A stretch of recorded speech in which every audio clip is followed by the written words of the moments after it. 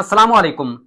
जैसे कि आजकल पाकिस्तान में फॉरेन स्टडी का रुझान बहुत ज्यादा बढ़ता जा रहा है और बहुत से ऐसे स्टूडेंट्स होते हैं जिनको अच्छी तरह से गाइडेंस नहीं मिलती और वो बेचारे स्कॉलरशिप्स के लिए अच्छी तरह से अप्लाई नहीं कर पाते और फिर वो स्कॉलरशिप विन करने में नाकाम रहते हैं।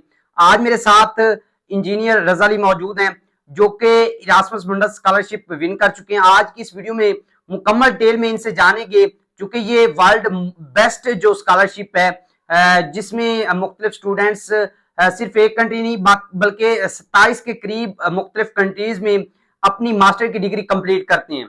तो इनसे हम जानने की कोशिश करेंगे। बेसिकली इस वीडियो में तो हम इनसे ये जानने की कोशिश करेंगे कि इरास्मस मुंडस स्कॉलरशिप है क्या, और अगली मुख्तलिफ वीडियोज में हम इनसे ये भी जानेंगे कि इस स्कॉलरशिप के लिए कौन से डॉक्यूमेंट रिक्वायर हैं, अप्लाई किस तरह से करना है। मुकम्मल टेस्ट जो है आपको हमारे इसी चैनल की प्लेलिस्ट इरास्मस मुंडस स्कॉलरशिप में जाएंगे तो वहां पे आपको मिल जाएगी।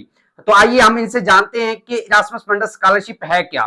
रजा अली, कैसे हैं आप? अल्हम्दुलिल्लाह गुड। अच्छा, पहले तो आप हमें ये बताएंगे कि इरास्मस मुंडस स्कॉलरशिप बेसिकली है क्या? इरास्मस मुंडस स्कॉलरशिप ये एक इनिशिएटिव है यूरोपियन कमीशन से रिलेटेड टू एजुकेशन, जो प्रमोट करते हैं for master degree and it is for 2 years. तो इसका ये है कि ये आपको जो है ना यूरोप में आपके जैसे कि मास्टर में 4 सेमेस्टर होंगे तो आप 4 सेमेस्टर यूरोप की हर एक कंट्री में पढ़ेंगे। यानी कि कुछ प्रोग्राम्स में ये होता है कि आप एक सेमेस्टर जैसे फ्रांस में पढ़ेंगे, दूसरा जर्मनी में, तीसरा फिनलैंड में, चौथा किसी और कंट्री में या अच्छा, कंट्रीज की नेदरलैंड्स। तरफ तो हम आते हैं, बट इससे पहले हमें ये बताइएगा कि इसके लिए क्वालिफिकेशन क्या है। मीन के इसमें इंजीनियरिंग वाले ही जा सकते हैं या मतलब ग्रेजुएशन ही क्राइटेरिया है? क्या क्राइटेरिया है इसका? इसका क्राइटेरिया मेनली ग्रेजुएशन है, क्योंकि आप मास्टर डिग्री करना चाह रहे हैं तो आपके पास पहले बैचलर्स तक एजुकेशन इसमें होनी ये चाहिए। सिर्फ मास्टर स्कॉलरशिप प्रोवाइड, ये मास्टर। सिर्फ मास्टर्स के लिए है, बट इसका ये मतलब नहीं है कि सिर्फ इंजीनियर्स ही अप्लाई कर सकते हैं। और भी काफ़ी फील्ड्स हैं। अराउंड 190 या 200 प्रोग्राम्स होते हैं जिनको हर साल यूरोपियन कमीशन फंड करता है, और वो सारे सिर्फ इंजीनियर्स के नहीं होते। आपको सर्च आउट करें तो आपको आपके रिलेटेड प्रोग्राम्स ज़रूर मिलेंगे और उसमें फिर आप अप्लाई करें। इसमें आप बता रहे थे कि इसमें मुख्तलिफ कंट्रीज हैं, लाइक कितने कंट्रीज इसमें आ जाते हैं? इसमें इवन के यूरोपियन काफ़ी आते हैं, like because European commission fund करता है तो यूरोप सारा ही आएगा।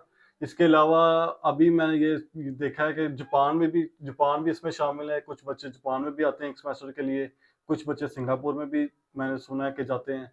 तो बाकी यूरोपियन के सारे countries like France, Italy, Germany, Hungary, Netherlands, Finland, तो इनकी ये चॉइस सब। पे तो मैं बाद में जाऊंगा, लेकिन उससे पहले मैं बेसिकली पहले क्वेश्चन कर चुका हूँ, लेकिन बच्चे इसमें डाउट में पड़ जाएंगे कि ये अब यानी मुख्तलिफ प्रोग्राम्स वाले, इसमें ग्रेजुएशन जिस प्रोग्राम में भी है आपकी, यानी नॉन इंजीनियरिंग है, बीएस के जितने भी प्रोग्राम है, सारे बच्चे एमएससी के भी जा सकते हैं इसमें?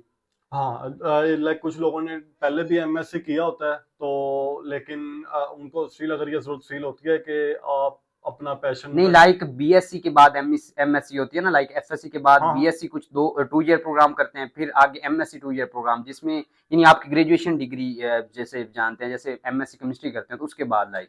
मेनली रिक्वायरमेंट ये होती है कि 16 इयर्स ऑफ एजुकेशन आपके पास होनी चाहिए। तो अगर आपने बीएससी 2 साल वाला किया होगा, फिर एमएस 2 साल वाला, तो स्टिल 16 इयर्स आपके हो जाएंगे। तो आप उनके सर्टिफिकेट्स अपलोड कर दें। तो अगर आपको कोई है इशू, यानी कि आपको फील हो रहा है कि शायद you are not suitable for that programme just because of this, तो इसका ये है कि आप प्रोग्राम कोऑर्डिनेटर को ईमेल करके पूछ लें। वो आपको क्लैरिफाई कर देते हैं कि आप अप्लाई कर सकते हैं या नहीं कर सकते। अच्छा, इसमें वो मौका देते हैं कि आप उनसे क्वेश्चनिंग भी कर सकते हैं? हाँ हाँ, लाइक उसका क्या तरीका कार उनका होता है? काम ही सिर्फ ये होता है आपको रिप्लाई करना। उनका उसका लाइक क्या तरीका कार होता है? प्रोग्राम की वेबसाइट पे जब आप जाएंगी तो आपको सारे कॉन्टैक्ट डिटेल्स में आप जाएं तो रासमस मंडस की कौन सी वेबसाइट है या कौन सा आपको प्लेटफॉर्म है? इरास्मस मंडस कैटलॉग पे जाना पड़ेगा। लाइक जस्ट गूगल पे लिखें इरास्मस मंडस कैटलॉग, जैसे अभी 2025 के लिए स्टार्ट होंगी अभी ये, तो 2025 लिख दें तो वो आपको आ जाएगा कैटलॉग। उसमें प्रोग्राम्स होंगे, तो उधर से फिर आप प्रोग्राम की वेबसाइट पे जाएंगे। अच्छा, ये साल के किन किन मंथ में जो है वो ऑफर किए जाते हैं? ये अभी यानी कि अभी ये सितंबर स्टार्ट हुआ है, तो अराउंड अक्टूबर के एंड से जो है ना इसकी एप्लीकेशन स्टार्ट हो जाएंगे ओपन। और जो एप्लीकेशन डेडलाइन है वो प्रोग्राम टू प्रोग्राम वेरी करेगी। कुछ प्रोग्राम्स की दिसंबर में ख़त्म हो जाती है, कुछ की जनवरी में होती है, मोस्टली दिसंबर जनवरी में खत्म हो जाती हैं, अच्छा, कुछ की फरवरी तक भी जाती हैं। ये साल में एक बार एडमिशन जो है वो हाँ, ये साल में सिर्फ एक बार होती है और इन्हीं मंथ्स में होती है, फ्रॉम अक्टूबर टू जनवरी फरवरी आप अप्लाई कर सकते हैं। उसके बाद फिर आपकी एप्लीकेशन शॉर्टलिस्ट होती है, आपका इंटरव्यूज होते हैं और द अदर स्टफ। अच्छा, इसमें देखें कि कुछ बच्चे ऐसे होते हैं जिन्होंने अपनी स्टडी के दौरान गैप लिया होता है, ठीक है, तो क्या वो भी इसके लिए अप्लाई कर सकते हैं? बिल्कुल, क्यों नहीं। फॉर एग्जांपल जैसे कुछ बच्चे हैं जिन्होंने 2020 में कंप्लीट किया है, 3-4 साल उन्होंने जॉब की है, तो वो उसमें जस्टिफाई करें कि मैंने इसमें जॉब की है, मैंने ये वाली स्किल्स लर्न की हैं, तो अब मुझे फील होता है कि मुझे इस फील्ड में जाना है और इस फील्ड में मुझे मजीद नॉलेज की ज़रूरत है, तो आप कर सकते हैं। इवन के कुछ बच्चों ने डबल मास्टर कर रहे होते हैं, लाइक इससे पहले उन्होंने एक मास्टर कर लिया होता है, लेकिन जितना अच्छा आप जस्टिफाई कर पाएंगे अपने गैप को या अपने पहले वाले मास्टर को, उतना ही अच्छा आपके लिए ज़्यादा चांस होगा इट्स स्कॉलरशिप मीन कि सिक्योर करने आपको का। जो आपने गैप लिया है दरमियान में उसको जस्टिफाई करना पड़ेगा कि आप कोई जॉब करते रहे हैं, आप आगे स्टडी करते रहे हैं, तो उस चीज़ को। बिल्कुल, आपने यानी कि जस्टिफाई करना है कि मैंने अपना टाइम वेस्ट नहीं किया, मैंने कोई स्किल सीखी है इस टाइम में, जो कोई भी स्किल हो सकती है, नॉन टेक्निकल भी हो, यानी कि सिर्फ आपने मेनली ये जस्टिफाई करना होता है मैंने अपना टाइम वेस्ट नहीं किया। अच्छा, इसमें ये नेशनैलिटी वाइज सीट्स होती हैं, मतलब कितनी वैकेंसीज वगैरह होती हैं? बिल्कुल ऐसे ही है, क्योंकि इरास्मुस फंडस जो है ये एक मेनली इसका वन ऑफ द पर्पस ये है कि इन्होंने मोबिलिटी करनी होती है और इन्होंने इंटरकल्चरल लाइक बहुत ज़्यादा रिच इंटरनेशनल कल्चर इन्होंने करना होता है, तो सिर्फ ये फिर एक नेशनलिटी से लोग नहीं लेते। इनका क्राइटेरिया ये होता है कि एक प्रोग्राम में दो या तीन से ज़्यादा सेम नेशनलिटी के लोग नहीं आ सकते अगर वो एक प्रोग्राम में अप्लाई कर रहे हैं। मीन के पाकिस्तान से एक प्रोग्राम में कितने बच्चे अप्लाई कर सकते हैं? अप्लाई सारे कर सकते हैं, लेकिन सिलेक्ट वो 2 को करेंगे या मैक्सिमम 3 को करेंगे, इससे ज़्यादा उनको अलाउ नहीं होता मीन करना। एक स्पेसिफिक प्रोग्राम में हाँ, 2 से 3 बच्चे जो है वो सिलेक्ट हो सकते हैं, अप्लाई तो बिल्कुल। जितने भी करेंगे लेकिन 2 से 3 बच्चे सिलेक्ट हो सकते हैं। बिल्कुल ऐसे ही। अच्छा, इसमें ये बताइएगा कि मतलब फैसिलिटीज कौन सी दी जाती हैं आपको इस दौरानिए में? फैसिलिटीज़ ये है कि ये यूरोप की, इनफैक्ट ना सिर्फ यूरोप की, ये दुनिया की one of the most paying scholarship है। ये आपको बहुत ज़्यादा पे करते हैं। तो आपको, लेकिन ये है कि फॉर एग्जांपल इसकी 2 स्कीम्स हैं। एक स्कीम में ये है कि आपको 1000 यूरोस मंथली देते हैं और आपको सेटलिंग अलाउंस मिलता है around 3500 Euros at the start of academic year. Mean और ये पर सेमेस्टर पे करते हैं आपको? नहीं, 1 साल। अच्छा, ये बेसिकली अक्सर स्टूडेंट्स परेशान इस वजह से होते हैं कि जब इनका स्कॉलरशिप लगता है तो इसके लिए जाते हुए उससे पहले भी आपको मतलब आइल्स वगैरह, तो उसकी डॉक्यूमेंटेशन की तरफ तो हम आएंगे कि आइल्स रिक्वायर होता है या बाकी चीज़ें, लेकिन जो बाकी अखराजात हैं लाइक वीज़ा के बाकी ये पे करते हैं या आपको दे के जाने पड़ते हैं और वहाँ पे आपको मिलता है ये स्कॉलरशिप? यही मैं एक्सप्लेन करूँ कि ये पहले आपको कुछ भी नहीं मिलेगा।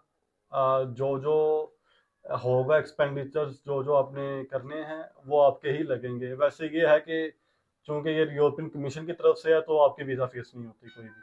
आप किसी भी कंट्री का वीज़ा अप्लाई करें वो आपको एम्बेसी फीस नहीं लेती। आपका जो खर्चा होगा वो अकोमोडेशन का होता है, बुक करने का या फ्लाइट्स का होता है। इंश्योरेंस आपको ये इरासमस वाले ही देते हैं, तो इंश्योरेंस आपको बाय नहीं करनी पड़ती। हाँ, लाइक जो अकाउंट्स वगैरह में पैसे रखवाने हाँ, पड़ते हैं, ये शो करवाने पड़ते हैं, वो नहीं कुछ करवाना कुछ पड़ता इसमें? कुछ भी नहीं चाहिए होता। सिर्फ आपको स्कॉलरशिप लेटर जब मिल जाए, आपका कंफर्मेशन लेटर आ जाता है कि हम आपको स्कॉलरशिप दे रहे हैं, सिर्फ वो स्कॉलरशिप लेटर आपने देना होता है। कोई बैंक स्टेटमेंट नहीं चाहिए होती, कोई इंश्योरेंस नहीं खरीदनी पड़ती। सब कुछ कवर होता है उसमें। और आपको वो 1000 यूरो मंथली देंगे या 1400 यूरो मंथली देंगे।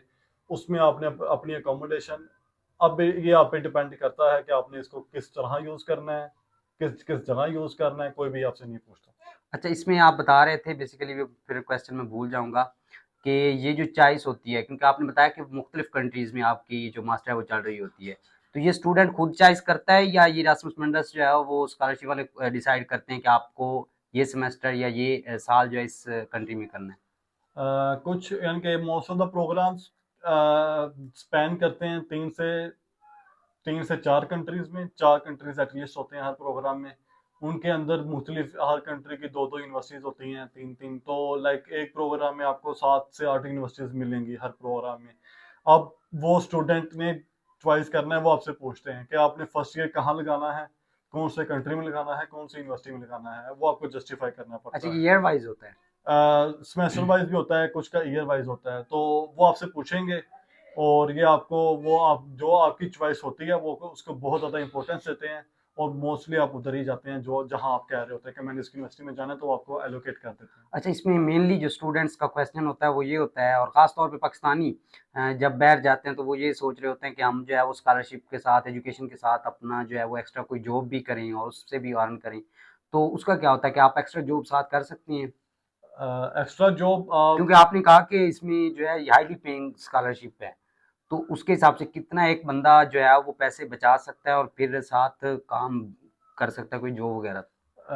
जैसे मैंने कहा कि हाईली पेइंग स्कॉलरशिप है, तो अब यूरोपियन कमीशन दे रहा है, तो उनको पता है कि यूरोप में रहने का कितना खर्चा है, तो वो उस लिहाज से आपको स्कॉलरशिप देते हैं। आपको जॉब करने की ज़रूरत नहीं पड़ती, आप सेव कर सकते हैं, और सेविंग आप जाहिर सी बात है जहाँ जितना आप हाथ फैलाएंगे उतनी फिर कम सेविंग होगी, ये आप पे डिपेंड करता है। नहीं, अगर तो एक अंदाज़न आप बताना चाहें तो आप चूँकि 1 साल गुज़ार चुके हैं, तो आप भाई क्यों आपको ये सेमेस्टर वाइज़ मिलते हैं या जो स्टाइपेंड वगैरह मिलता पर है? मंथ मिलता है स्टाइपेंड, लेकिन ये डिपेंड करता है कि आप किस सिटी में रह रहे हैं ना। लाइक आप जब जाते हैं तो उसके कितने टाइम बाद मिलता है?